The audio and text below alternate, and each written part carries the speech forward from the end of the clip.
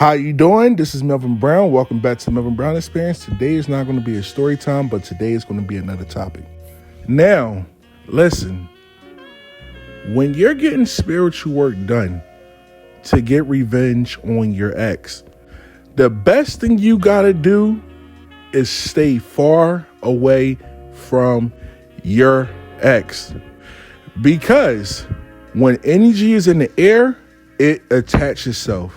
So if you keep going around there, being around them, more than likely the energy is going to attach to you, and everything that was set up for your ex to get, that energy will latch on to you.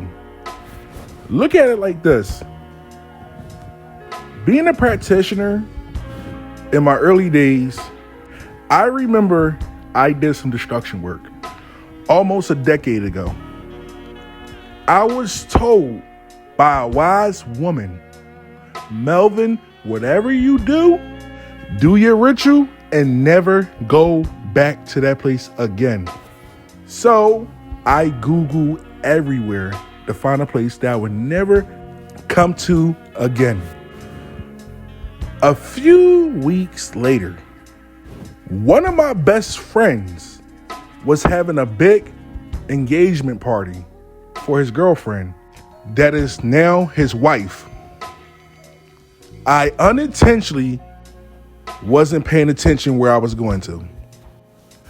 The car drove past where I put that ritual down months ago. I was told never, ever go there again. So what wound up happening, since it was disrespect to the spirits, my niece wound up breaking her leg a week later after I rode past that place. What I'm trying to say is this.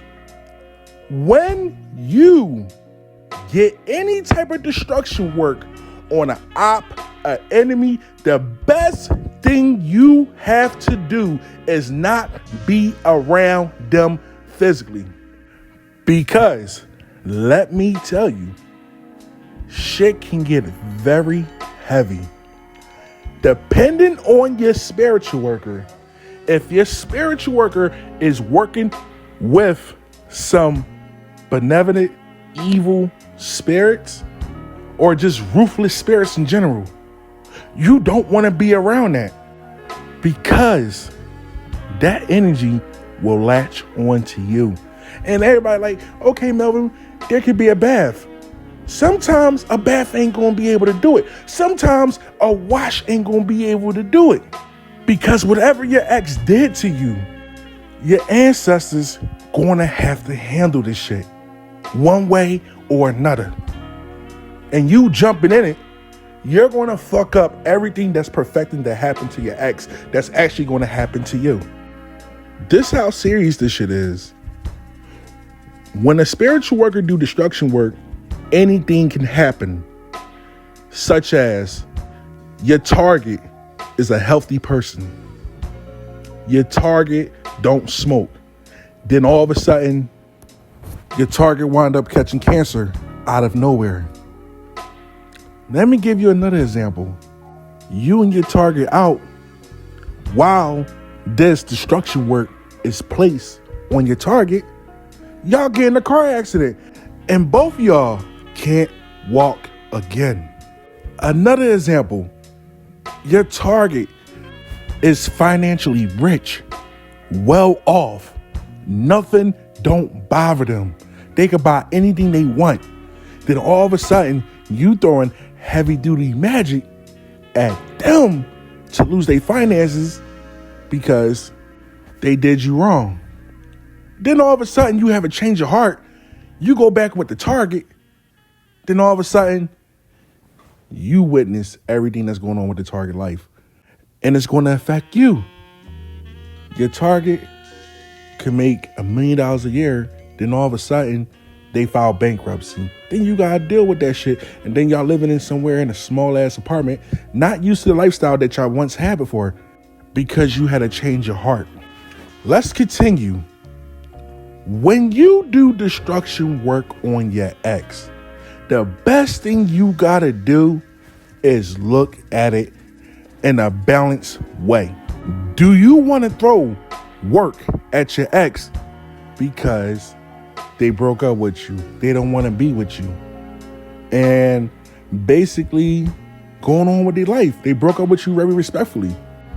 But you want revenge on them because you got this narcissistic mindset. Like, if I can't have you, nobody can't have you. So you throw this destruction spell at somebody and cause their life to be all fucked up. You're asking for a backfire because it is not balanced in the scale. And that shit will leave a mark on you. This is what you got to think about. You know how when you go through a breakup, you got to kill yourself emotionally. You have to put two and two together. Does this person really deserve the destruction? And sometimes some of your exes do deserve destruction. But what layer of destruction should it get? Now, let me give you an example.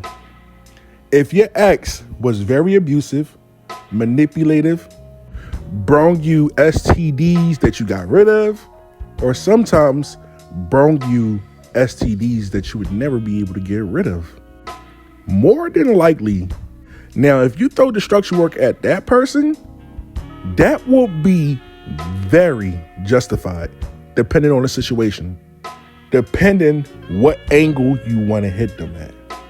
Now, as a spiritual worker, when clientels come to you, you gotta put two and two together. When there's a man, they want what they want, then you gotta ask them, is it worth it? Sometimes they fall back and chill and say, yo, you know what? I changed my mind because it's not that serious. Then you got the other male clients that found out that their wife had a 5-year affair with the same man. They are looking for blood. And me as a practitioner, I tell them like, yo, there's nothing I can do for you. Here's another spiritual worker. Sometimes I'll be like, okay, you're telling the truth, so a ritual will happen. Whatever happens, I don't want you around your target. She will call you and let you know. Or family members will call you out the woodworks. Friends will call you out the woodworks just to let you know. In the meantime, live your life and let it go. Let's continue.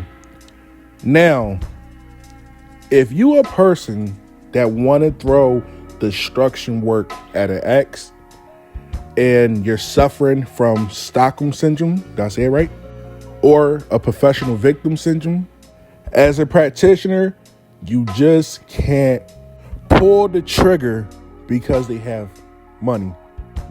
You have to sit there and analyze their behavior, because a person that's abused more than likely fall in love with their target.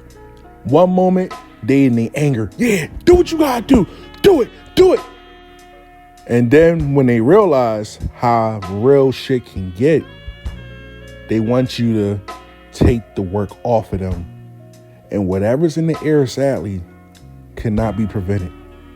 It's going to hit them regardless. Let me give you an example or a quick story time about a client with Stockholm syndrome. So I remember about a year and a half, a client of mine called me, Melvin, I want you to work with my homegirl. She's real cool people. So I'm like, all right, what's the situation? Melvin, her ex-boyfriend is crazy. And I'm like, okay, he's crazy. Like, what you mean? Like just a wild boy crazy or like really mentally ill crazy? Melvin, he's mentally ill. He make her feel like shit. He's a piece of shit. And you know, when I listen to women talk, like I just can't go by what they saying. It's always three sides of the story. It's their story, the other person's story, and the truth. I said, okay, I'm going to do a consultation with her. I wound up doing the consultation with her and everything. Cool, laid back, very sweet girl. Then all of a sudden, she's like, you know what, Melvin, I changed my mind. I said, okay, cool. What made you change your mind? I just don't want to do it. So what wound up happening a few months later, my client sent me pictures of her homegirl. I didn't like what I saw. I didn't like seeing bruises and black eyes. I was like, what the fuck is this? And then I found out who it was. And I'm like, all right, fuck it. What wound up happening, I couldn't talk to this person. Because when a person is going through a lot of abuse, you gotta fall back. Like, I grew up in an urban community. You don't want to jump in a domestic dispute because that same person you trying to help from getting their ass whooped in the middle of the street, they both of them wind up turning up against you and whooping your ass and getting you arrested. Or even worse. So I just sit and fall back and chill. I told my client, whenever she's ready to talk to me, I'll talk to her. So a few days later, she talked to me. She all over the place. She want revenge. I had to tell her, baby girl, if you want this, you better listen up. Because whatever I put in the air is not going to be a pretty show. She said, okay. 2 days later, she called me. Melvin, I don't want him to get hurt. Can you take the spell off? I told her, this is what you want. This is what you paid for. So she freaked out. I politely hung up the phone. Sometimes with magic, it's not the spiritual worker fault or spiritual worker problem. Sometimes it's a client problem and it's a client fault. So let me continue.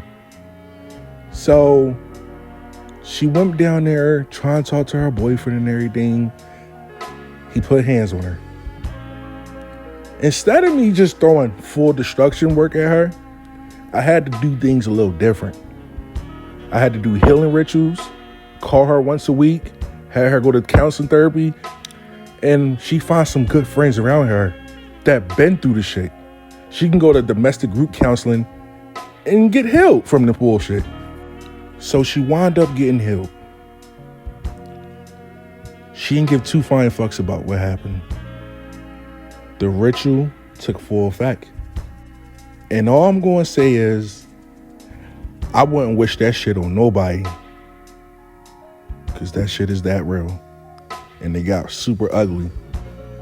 When you do destruction work on your ex, what you got to do is, you got to think about it. Think about it.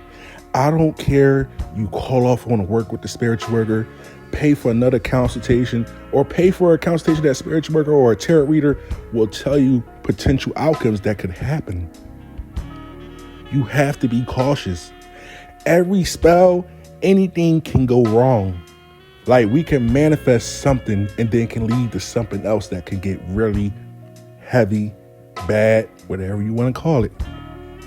This is Melvin Brown. This is the Melvin Brown Experience. Hit the like button, leave a comment, subscribe, email me. I'm out.